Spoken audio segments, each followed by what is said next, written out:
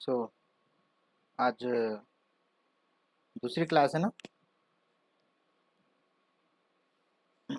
तो कल क्लास नहीं हो पाई एक्चुअली, कुछ काम भी आ गया था और ऊपर से मैं भूल भी गया क्लास के बारे में। चलिए, हमने प्लाज्मा मेम्ब्रेन पढ़ा था। मैं पीछे पीछे की कुछ बातें थोड़ी सी देख लेते हैं। यस, हमने देखा कि दो तरह के वर्ल्ड होते हैं। There are two types of organisms. Okay, first was microscopic, okay, which is at cellular level, बहुत छोटे होते हैं। ठीक है, what are cells? They are basic structural unit of life. huh? They are it was discovered by Robert Hooke. हमने ये देखा था, है ना। हमने सेल के बारे में वहीं से जानकारी दी थी। यस, ये रहा एक डायग्राम सेल का आपके सामने है ना। Then we also read this macroscopic, yes, microscopic world in which the organisms were multicellular. ठीक है, मल्टीसेलुलर बोलते हैं इनको, मल्टी सेलुलर ऑर्गेनिजम्स होते हैं ये, हाँ, जिनमें एक से ज़्यादा सेल होते हैं। सिंगल सेल के बारे में हमने अमीबा हो गया, पैरामीशियम है, इस तरह से हमने ढेर सारी चीज़ें देखी थी। मल्टी सेलुलर में क्या क्या आता है, एनिमल्स आते हैं, and then you have plants, and ठीक है ना। इस तरह से हमने चीज़ें आगे पढ़ी थी। And even further we will see in this class also we will follow the same pattern. First you will read a paragraph by pausing the video, और फिर उसके बाद आप रिज्यूम करके यहाँ पे जो भी कुछ है उस पैराग्राफ को मैं जब एक्सप्लेन करूँगा आप सुन सकते हैं। Okay, plasma membrane. Plasma membrane क्या है? It is the outermost layer of the cell, है ना। आउटर मोस्ट लेयर जो कुछ भी है इसे सेल मेम्ब्रेन भी कहते हैं। इट इज़ कॉल्ड पर सेमी परमिएबल मेम्ब्रेन, ओके, और सेलेक्टिवली परमिएबल मेम्ब्रेन बोल सकते हैं हम। सेलेक्टिव परमिएबल मेम्ब्रेन मतलब मैंने आपको बताया था, selective is for selective word is used because ऐसा नहीं है कि सब कुछ आने जाने देता है ये, है ना। वो जो एग्ज़िट और एंट्री जो है वो रेगुलेट करता है, और एग्ज़िट और एंट्री जो भी करना है, इट डिपेंड्स कि it is good for cell और नॉट। Okay okay. आगे फिर हमने देखा कि diffusion, by the process of diffusion we saw that the gases are exchanged from inside and outside of the cell, and if the same thing is done with the water we call it as osmosis।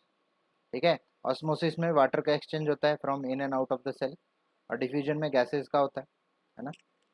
चलिए, कहाँ तक हो गया था? Yes, यहाँ से पढ़ना शुरू करते हैं ऑस्मोसिस से आगे से। The movement of the water across the plasma membrane is also affected by the amount of substance dissolve in the water. ये हो गया था। Thus osmosis is the passage of water from a region of high water concentration through a selectively permeable to a region of low water.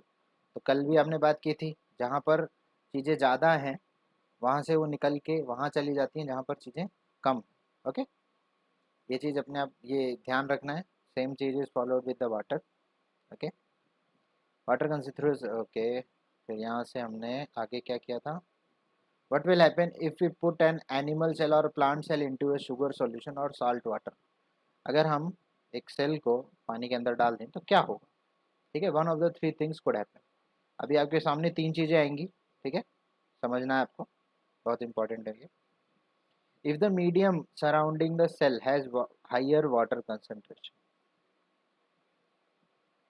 if the medium surrounding the cell, if let us say this is the cell, okay, the medium surrounding the cell मतलब out surrounding the cell जो भी चारों ओर, cell के चारों ओर जो भी medium है,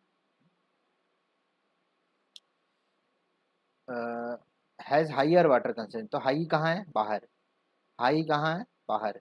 out of the cell, बाहर है।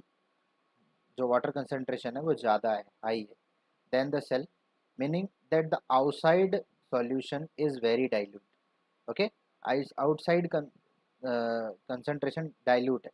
अब देखो डाइल्यूट और ये क्या बोलते हैं डाइल्यूट, पहली बात तो डाइल्यूट कैसे होता है। अगर आपने देखा होगा कि शुगर सिरप जो होता है, जैसे हम हिंदी में चाशनी कहते हैं, है ना, अगर उसमें आप ढेर सारी शुगर डाल दें, अगर उसमें आप ढेर सारी शुगर डाल देंगे तो the solution you will get is very thick, है ना, उसको बहुत थिक हो गया, तो उसमें ढेर सारी शुगर रहेगी तो समटाइम्स बहुत ज़्यादा शुगर है विच इज़ नॉट डिज़ायर्ड, जो ठीक नहीं है ना, जो आपके काम के लायक नहीं है। तो उसके लिए क्या करेंगे आप, अगर आपको अपने काम के लिए बनाना है तो आप क्या करेंगे, उसको डाइल्यूट करेंगे। और डाइल्यूट किसी चीज़ को कैसे करते हैं, उसमें वाटर और ऐड करके। समझ में आया? हाँ, आप दाल बना रहे हैं, उसको एकदम गाढ़ा कर दिया आपने, कैसे, बहुत कम पानी है, उसको डाइल्यूट करना है तो क्या करना पड़ेगा आपको, वाटर ऐड करना पड़ेगा आपको।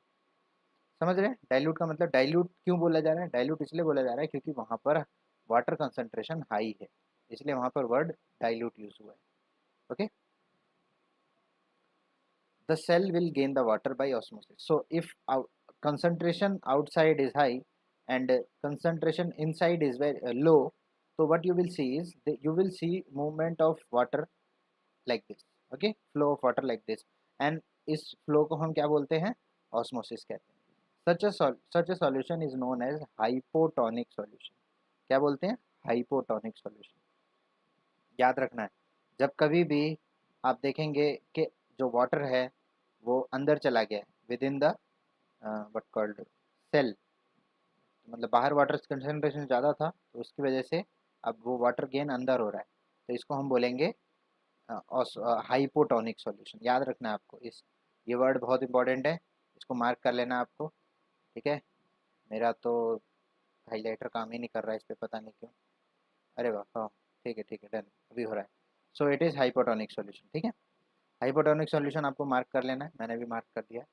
ओके, मैं आपको एक बहुत अच्छा एग्जांपल देता हूँ। आपने एक चीज़ देखी है,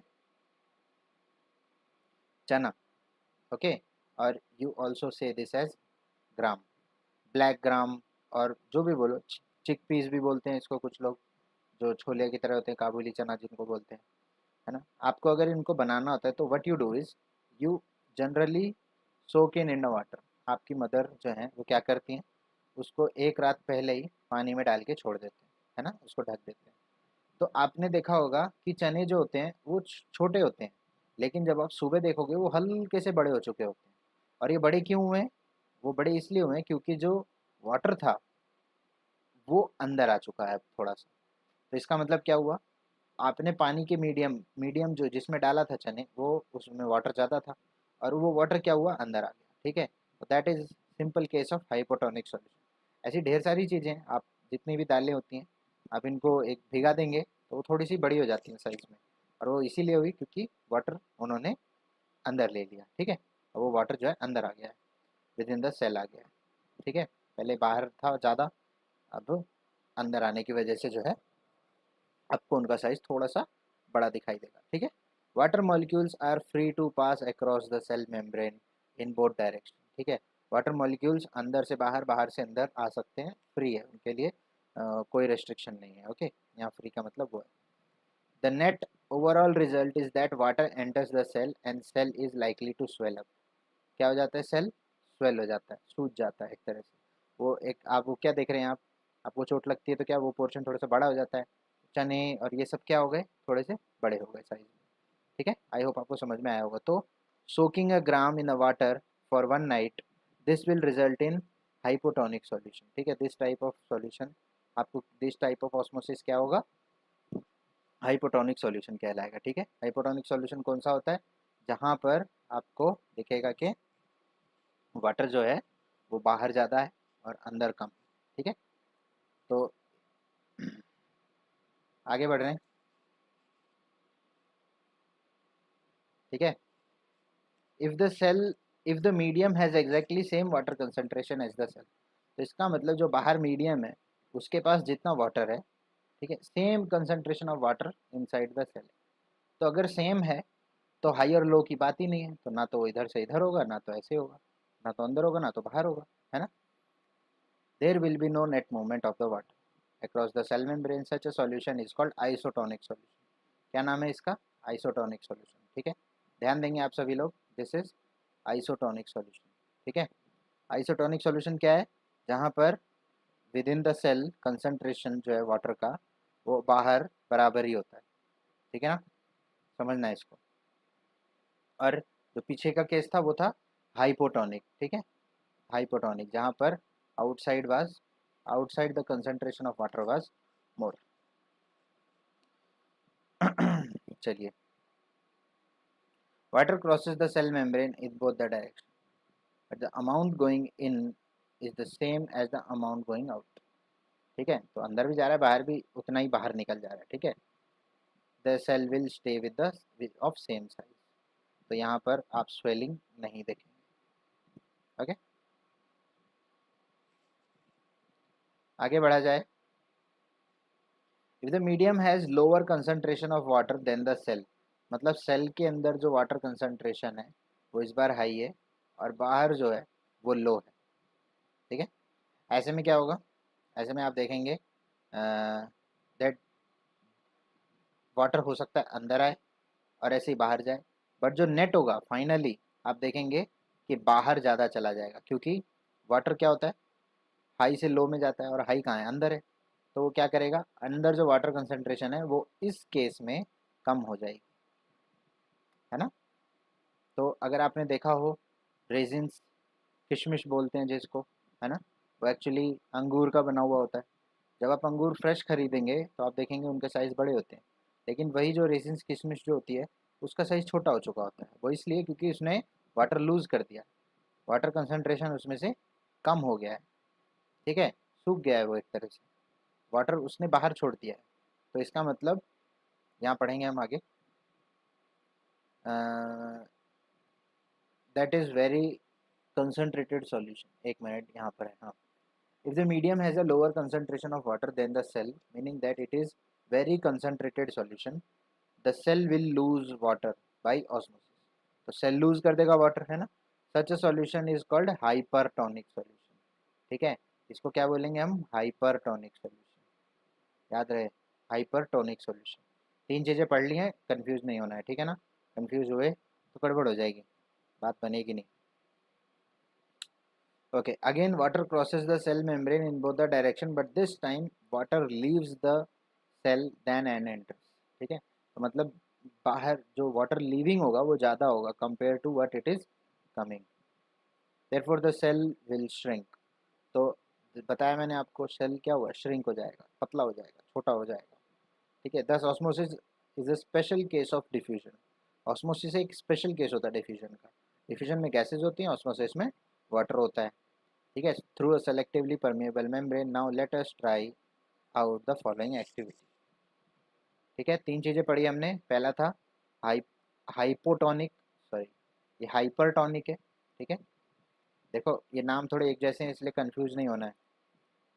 आपको याद रखना है कि हाइपोटोनिक कैसे याद रखना है? हाइपोटोनिक. हाइपोटोनिक किसका एग्जाम्पल है? इसका, चने का, दाल का, छोले का.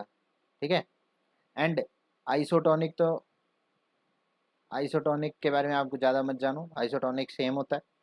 ठीक है, कभी कभी देखो होता क्या है, आपको ये तो याद है हाइपोटोनिक और हाइपरटोनिक, लेकिन आप ये भूल जाते हो कि यार अंदर ज़्यादा था या बाहर ज़्यादा था, वाटर कंसंट्रेशन सेल के अंदर ज़्यादा था या सेल के बाहर. तो याद रखना है सॉरी हाइपर जो है, हाइपर जो है ये एग्जाम्पल है किसका?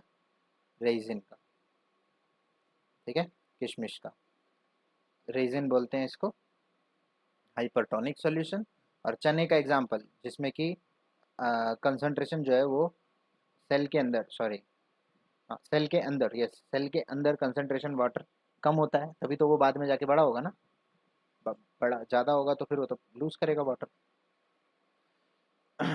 चलिए जल्दी से पढ़ लो, एक्टिविटी जल्दी से पढ़ लो, पॉज करो.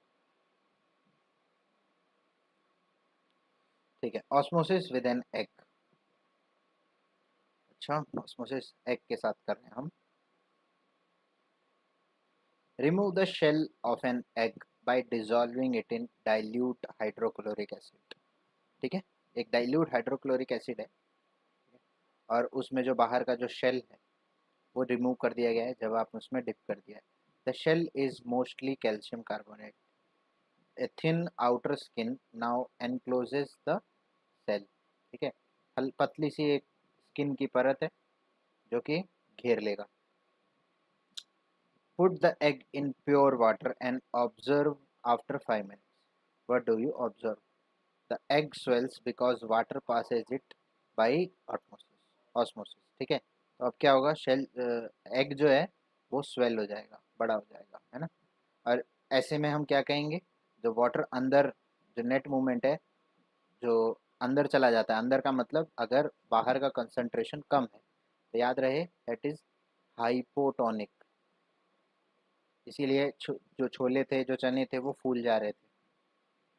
Place a similar de-shelled egg in a concentration salt solution and observe for 5 minutes. The egg shrinks. ठीक है, यहाँ पर देखना salt solution है ये, ठीक है। Why?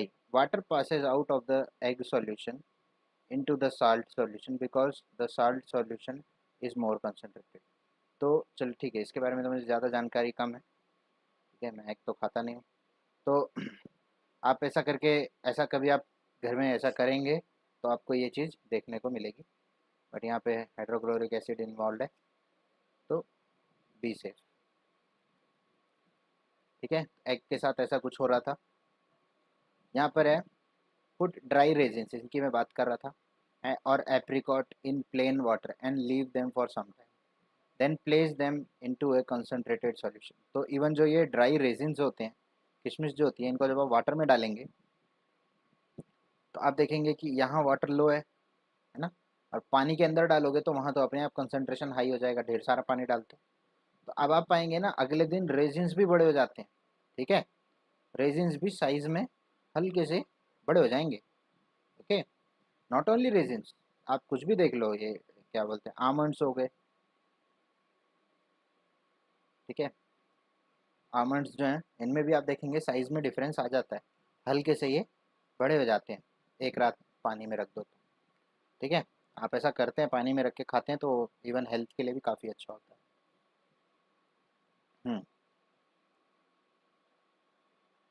चलिए, ये रेजिन्स वाला एग्जांपल तो हमने देख लिया है, सुन लिया है। ठीक है, तो अंगूरों को सुखाया जाता है तब जाके ये किशमिश बन जाती है।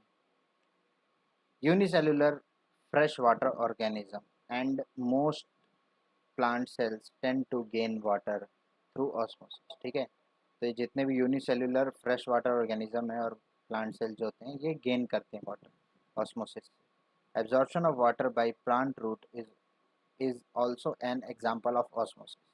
अब ये क्या हो रहा है, absorption of water by plant root. तो आप ऐसे बहुत सारे पेड़ देखेंगे जिनको कोई पानी नहीं देता, आपके घर के अंदर हैं, उनको तो आप पेड़ में पानी दे रहे हो, आपका पड़ोसी, आपके जो भी उसने जो प्लांट लगा रखे हैं उनको पानी देता है, लेकिन कुछ जंगली पेड़ पौधे हैं जो बस साइड में उग चुके हैं, उनको तो कोई पानी नहीं देता लेकिन वो फिर भी उग रहे हैं, है ना। क्या, क्यों? क्योंकि जो उनकी रूट्स हैं, उन प्लांट्स की जो रूट्स हैं, क्योंकि देखो ऐसे सड़क किनारे ढेर सारे बड़े बड़े पेड़ होते हैं और उनको तो कोई पानी नहीं देता लेकिन वो फिर भी बड़े होते जा रहे हैं, वो टूट तो रहे नहीं है, वो इसलिए because roots are gaining water, nobody is giving them but roots are gaining water from the soil.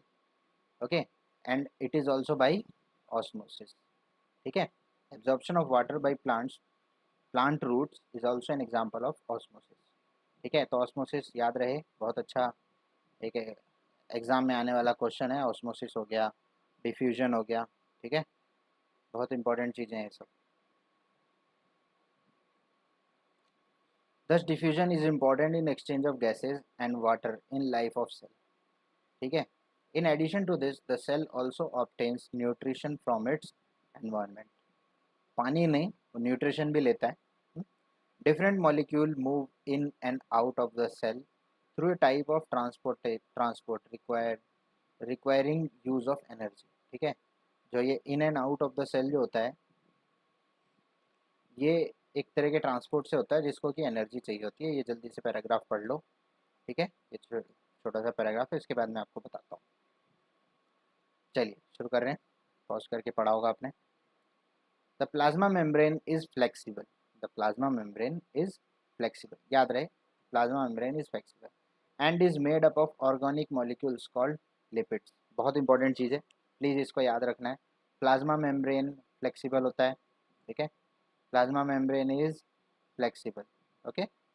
And next important thing is it is made up of lipids. ये जो लाइन है ये बहुत ही इंपॉर्टेंट लाइन इज, जो ये, एक minute, made up of organic molecules called lipids. अब ये जो लिपिड्स हैं ये बड़े इंपॉर्टेंट है, इनको याद रखना है आपको, ठीक है। लिपिड्स, तो प्लाज्मा मेम्ब्रेन, प्लाज्मा, मैं यहाँ फिर से लिख रहा हूँ, ठीक है। बड़ी इंपॉर्टेंट चीज़ें हम पढ़ रहे हैं। प्लाज्मा मेम्ब्रेन ये होता है फ्लेक्सिबल, और ये लिपिड से बना होता है, ये चीज़ याद रखना है आपको, ठीक है। एंड प्रोटीन, लिपिड्स और प्रोटीन का बना होता है। However we can observe the structure of plasma membrane only through electron microscope. तो सेल को देखने के लिए माइक्रोस्कोप चाहिए, और सेल के अंदर एक और छोटी सी चीज़ है जिसको हम प्लाज्मा मेम्ब्रेन कहते हैं। तो इसको देखने के लिए तो और छोटा, ये तो और छोटा है, तो इसको देखने के लिए और प्रिसिशन वाला चीज़ होना चाहिए, है ना। तो इसके लिए हम इलेक्ट्रॉन माइक्रोस्कोप यूज़ करते हैं, वो और जो है आपको मैग्नीफाई करके देगा। The flexibility of the cell membrane also enables the cell to engulf in food and other material from its external environment. Such processes are known as electro नहीं endocytosis. Amoeba acquires this food through such process. बहुत बढ़िया चीज़ है ये, मैंने एक बार में पढ़ लिया, क्योंकि मैं आपको ढंग से पूरा चीज़ बताना चाह रहा था। सुनो ध्यान से। The because of the flexibility of plasma membrane, ठीक है। एनगल्फ मतलब होता है कवर करना, to cover something completely, okay. Enables the cell to engulf in food, मतलब ये है कि हम लोग क्या करते हैं, हम लोग जो फूड होता है हम लोग उसको अपने पास लाते हैं और हम उसको खाते हैं। जनरली ह्यूमन तो यही करता है, फूड के पास नहीं जाते। बट अमीबा क्या करता है, अमीबा मान लीजिए उसके लिए यहाँ फूड है, ठीक है, और वो इस तरह से अजीब सी शेप का होता है, मैंने आपको पहले भी बता रखा है। तो वो इस तरह से और पास आता चला जाएगा, ठीक है। तो अगला अगला स्टेप जो होगा इसका, इवन यहाँ होगा।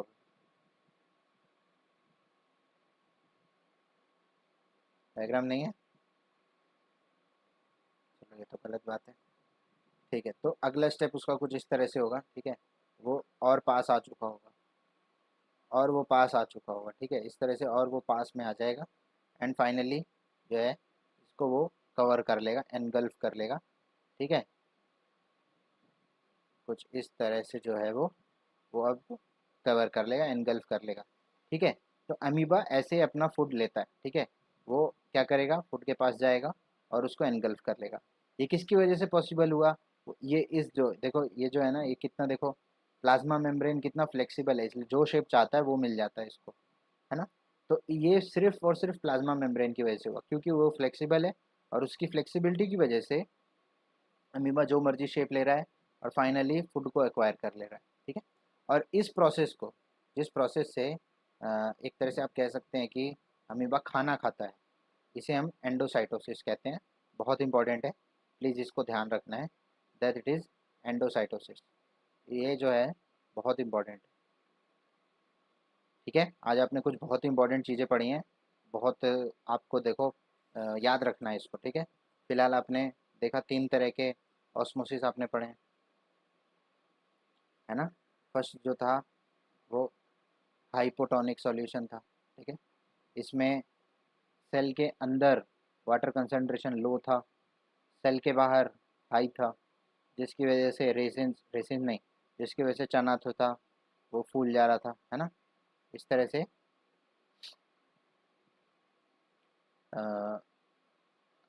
सेकंड है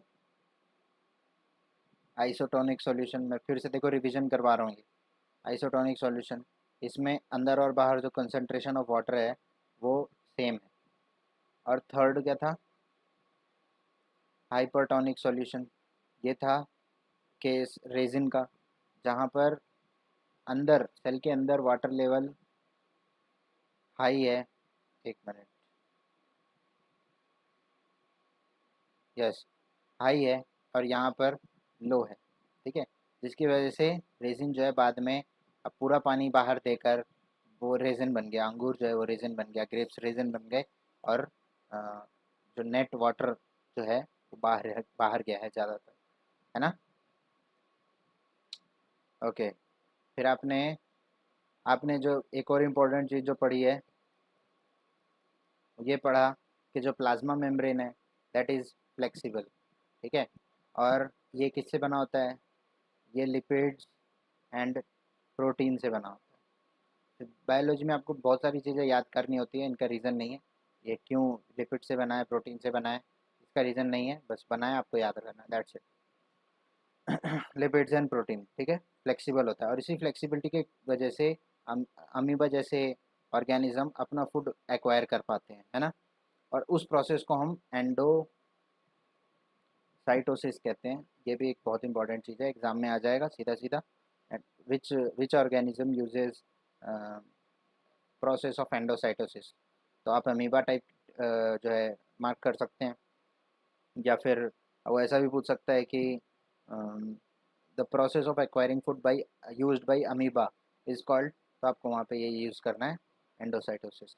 मैंने बता रखा है एंडोसाइटोसिस क्यों, एंडोसाइटोसिस जो है ये क्यों, अ, एक मिनट, हाँ, ये एंडोसाइटोसिस क्यों पॉसिबल हो पाता है, it is because of flexibility of plasma membrane, ठीक है। चलो आगे बढ़ रहे हैं। यस, अब हम अपने इम्पोर्टेंट पार्ट पे आ गए हैं, यहाँ से हम एक एक ऑर्गेनल के बारे में पढ़ेंगे।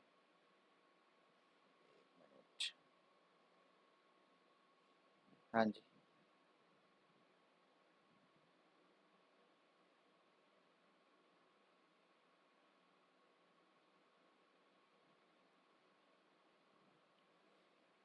कहाँ गया, जी यहाँ तक हो गया है। क्वेश्चन है कुछ, देख लेते हैं। How do substances like CO2 and water move in and out of the cell, discuss. तो ये तो हमने अभी अभी देखा हमने, है ना। वाटर वाटर जो है वो अंदर बाहर के किस प्रोसेस से होता है, ऑस्मोसिस से होता है ना। First thing osmosis. सेकंड जो हमने चीज़ पढ़ी थी वो क्या पढ़ा था, that high high water concentration से जो है लो वाटर कंसंट्रेशन में ऑस्मोसिस होता है प्रोसेस, ठीक है। सेम चीज़ CO2 के साथ हो रहा था, है ना। CO2 क्या है, जब कभी भी आप देखेंगे कि CO2 जो है वो सेल के अंदर ज़्यादा हो गया है कंपेयर टू आउटसाइड, तो वो CO2 रिलीज हो जाती थी, बाहर निकल जाती थी। ओके, ये क्वेश्चन मैंने आपको पहले ही बोल रखा है, ये बहुत इंपॉर्टेंट क्वेश्चन है, एग्जाम में सीधा सीधा आ जाता है। Why the plasma membrane is called a selectively permeable membrane, इसकी बातें आज मैंने शुरू में भी की थी, और कल कल के वीडियो में, जो लास्ट क्लास के वीडियो में भी की थी, उसमें भी इसका आंसर है। बहुत इंपॉर्टेंट है, बहुत बहुत बहुत इंपॉर्टेंट क्वेश्चन है, ये सीधा सीधा एग्जाम में ऐसे ही आ जाता है, ठीक है। चलिए, अब हमारा नेक्स्ट ऑर्गेनल है प्लाज्मा मेम्ब्रेन के बाद सेल वॉल, ठीक है। सेल वॉल के बारे में पढ़ेंगे। Plant cell in addition to plasma membrane, plant cells में, plant cells in addition to plasma membrane have another rigid outer covering called cell wall. मतलब बोल रहा है कि सेल वॉल में बाहर की तरफ प्लाज्मा मेम्ब्रेन तो होता है, लेकिन लेकिन उसके बाहर एक और मेम्ब्रेन होता है जो कि रिजिड होता है। क्या होता है, रिजिड होता है, फ्लेक्सिबल नहीं होता, ठीक है। और ये कहाँ होता है, ये होता है प्लांट सेल, ठीक है। The cell wall lies outside the plasma membrane, ठीक है। जो सेल वॉल है ये कहाँ है, मतलब ऐसे सेल है, ऐसे सेल है, तो ये जो कवरिंग है बाहर की, इसे हम प्लाज्मा मेम्ब्रेन कहेंगे। लेकिन प्लांट सेल में ये बता रहा है कि इसके बाहर भी एक और कवरिंग होती है जिसको हम सेल वॉल कहते हैं, ठीक है। तो ये प्लाज्मा मेम्ब्रेन से अलग है, क्यों, क्योंकि देखो प्लाज्मा मेम्ब्रेन क्या है, हमने पढ़ा था वो फ्लेक्सिबल है, और सेल वॉल जो है वो रिजिड है, ठोस है, फ्लेक्सिबल नहीं है। Okay, the plasma sorry the plant cell the plant cell wall is mainly composed of cellulose. किस चीज़ से बना होता है? सेल्यूलोज से, सेल्यूलोज। ठीक है, और प्लाज्मा मेम्ब्रेन बना होता है लिपिड्स एंड प्रोटीन से। ठीक है, और सेल वॉल बनता है सेल्यूलोज से। Cellulose is a complex substance and provides structural strength to plants. तो सेल्यूलोज क्या है? ये स्ट्रक्चरल स्ट्रेंथ बनाते हैं। ठीक है, क्योंकि आपने देखा होगा कि, मैं आपको बता भी दूं सेल वॉल क्यों होती है प्लांट सेल में। ठीक है, जरा आप एक चीज़ बताओ कि आप बाहर खेलने गए हैं अगर, और अचानक से you see there is rain. Okay, so what you do is you suddenly quickly run to nearby house. ठीक है, नियर बाई शेड, या भाग के अपने घर में आ जाते हैं आप। ठीक है, इनमें से कोई आप एक काम कर देते हैं, है ना। सभी एनिमल्स ये काम करते हैं। ठीक है, कोई एनिमल आप देखेंगे नहीं जल्दी भीगते हुए, लेकिन आप देखेंगे कि क्या प्लांट्स कहीं जा पाते हैं?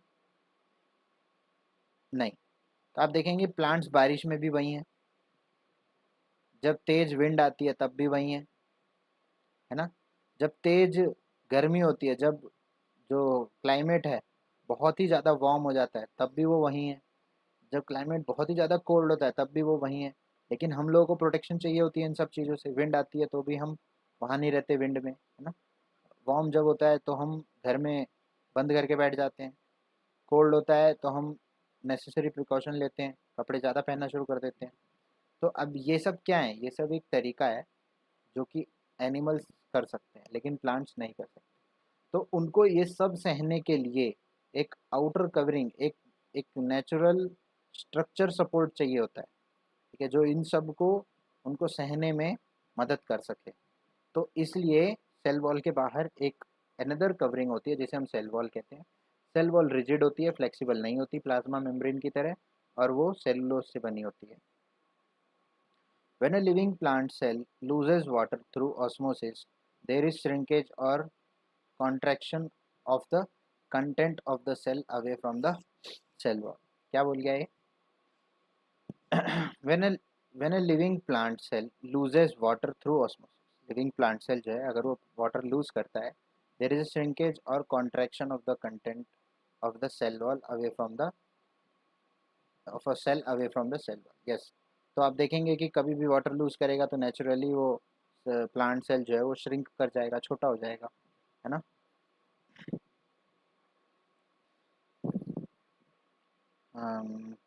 This phenomena is known as plasmolysis. ठीक है, again one of the very important words used here, plasmolysis. Plasmolysis एक, इसको मार्क कर देते हैं ना पहले। तो प्लाज्मोलिसिस क्या है? प्लाज्मोलिसिस है when the living plant cell loses water through osmosis. जब living plant cell water lose कर देता है, ठीक है, तो वो श्रिंक हो जाता है, कॉन्ट्रैक्ट हो जाता है। ठीक है, by sending the water away from the cell through cell from cell wall, and it is called plasmolysis. इस प्रोसेस को हम प्लाज्मोलिसिस कहते हैं। ठीक है, एक और प्रोसेस हमने पढ़ा था अभी अभी थोड़ी देर पहले, that is endocytosis. I hope वो आप नहीं भूले होंगे, अमीबा रिलेटेड है, पूरा नहीं बताऊंगा, वीडियो पीछे करके एक बार सुन लो अगर आपको याद नहीं है तो। We can observe this phenomena by performing the following activity. और एक्टिविटी आप पढ़ना है, आपका काम है। ठीक है, और मैं आपको एक काम करता हूँ, ये मैं अभी आपको कर दे रहा हूँ। ठीक है, वीडियो रोक लो और इसको पढ़ो। ठीक है, चलिए हम आगे बढ़ें अपनी तरफ से।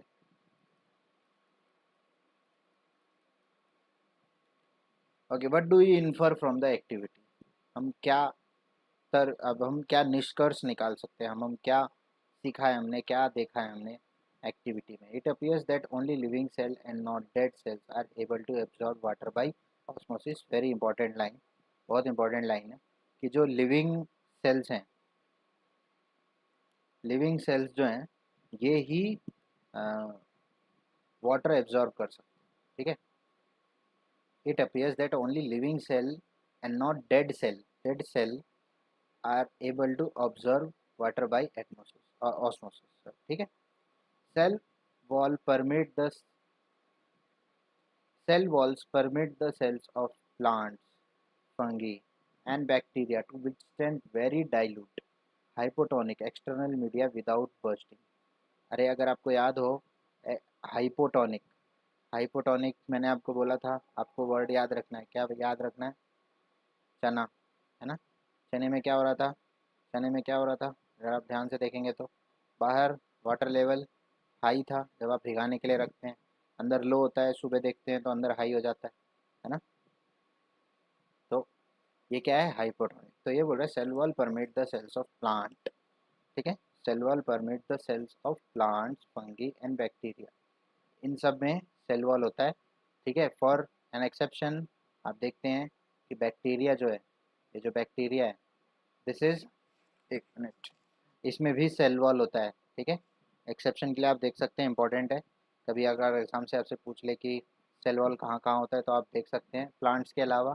तो प्लांट में तो होता ही है, इसके अलावा देखिए आप फंगी एंड बैक्टीरिया, इन दोनों में सेल वॉल होता है, ठीक है। वो क्या करता है? With to withstand very dilute external media without bursting, ठीक है। तो अगर जैसे बाहर बहुत ज़्यादा हाई है तो बिना अपने आप फूटे, बिना बर्स्ट हुए जो है सेल वॉल, ये आप परमिट करता है, ठीक है।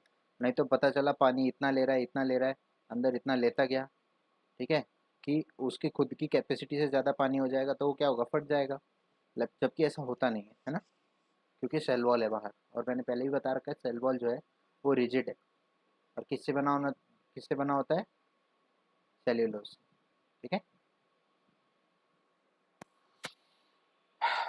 Okay, then bursting. In such media, the cell tend to take up water by osmosis. The cell swells, building up pressure against the cell wall. तो सेल जो है वो स्वेल होता है। और अगर मैं आपको ऐसे एक बैलून है, बैलून को मैं एक ऐसे चैम्बर में फुलाने के लिए बोलूँगा तो वो इससे ज़्यादा तो नहीं फूल पाएगा ना, है ना। तो मतलब बैलून कितना भी मैं हवा भरूं बाद में फट ही जाएगा। लेकिन जो बैलून है वो इस मीडियम से ज़्यादा बाहर तो नहीं हो पाएगा, है ना। The wall exerts an equal pressure against the swollen cell. Okay? Because their walls, such cells can withstand much greater changes in the surrounding medium than animal. ये इंपॉर्टेंट लाइन थी। Because of their walls, cell wall की वजह से, कौन? Plant cell can withstand much greater changes in the surrounding. हमारे surrounding में कितने सारे चेंजेस जो होते हैं उनको सेल वॉल विथस्टैंड करने में मदद करता है। जैसे तेज़ हवा हो गई, है ना, गर्मी बहुत ज़्यादा हो जाएगी, ये सब। तो प्लांट के पास ऑप्शन नहीं है भागने का इधर उधर, तो उसको वो सब कुछ सहना पड़ता है। तो टू विथस्टैंड दैट थिंग, हम लोग क्या देख रहे हैं? एक मिनट यार, ये तो मिटता ही नहीं है। Withstand that thing, cell wall उनकी मदद करता है। ओके, न्यूक्लियस कल से करें क्या? न्यूक्लियस करके साइटोप्लाज्म आ जाएगा, यस। एंडोप्लाज्मिक रेटिकुलम आ जाएगा, ये रहा। बस यहाँ से इंपॉर्टेंट चीज़ें अच्छी हैं और हम कोशिश करेंगे नेक्स्ट क्लास में इसको ख़त्म कर देंगे। थोड़ा जल्दी ख़त्म कर रहा हूँ मैं, पता नहीं, नेक्स्ट क्लास थोड़ी बड़ी करनी पड़ेगी इसको ख़त्म करने के लिए, तभी ये तो हो पाएगा। ये तो मैं एक काम करता हूँ, एक मिनट। अगर चाहिए कि नेक्स्ट क्लास में ख़त्म हो तो मुझे नेक्स्ट क्लास के लिए बहुत ज़्यादा जो है सामान नहीं रखना है ना, नहीं तो सेल ऑर्गेनेल्स यहाँ से हैं, ये तो सेल ऑर्गेनेल्स हैं, उसके अंदर के हम तो अभी बाहर की चीज़ें थोड़ा सा पढ़ रहे हैं, प्लाज्मा मेम्ब्रेन और ये सब। साइटोप्लाज्म है ये, नहीं, न्यूक्लियस में थोड़ी दो तीन चीज़ें मुझे समझानी पड़ेंगी इंपॉर्टेंट वाली। तो ये हम कल करते हैं नेक्स्ट क्लास में, है ना, देखते हैं कब ख़त्म होता है, ठीक है। तो चलिए नेक्स्ट क्लास में मिलते हैं, ओके।